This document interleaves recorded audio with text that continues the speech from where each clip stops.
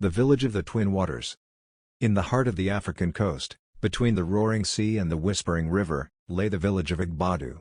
The people of Igbadu thrived on the gifts of both waters. The river Omiya gave them fresh fish and drinking water, while the sea Okanla brought salt and trade. But there was one unspoken rule: never let the river and the sea meet. The village elders told of a time when the two waters had mixed, angering the river goddess Oya-Omi and the sea god Olokun. The clash of their forces had caused a great flood that nearly wiped out Igbadu. Since then, the people built a sacred wall of stones and reeds at the river's mouth, ensuring that fresh and salt water never touched. The fisherman's defiance. One day, a young fisherman named Arimo noticed that the river's fish were becoming scarce.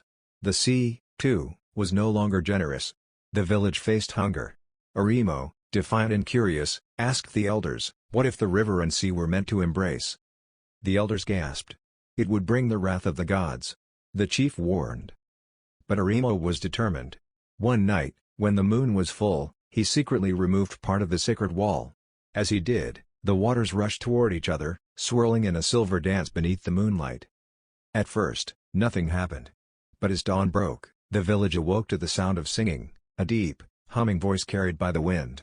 It was neither entirely human nor entirely spirit. The return of the water spirits. The villagers rushed to the river's mouth and saw something miraculous. Where the waters had mixed, the fish had returned, bigger, brighter, and more plentiful than before. Crabs and oysters, once unseen, crawled along the shores. Even the land seemed richer.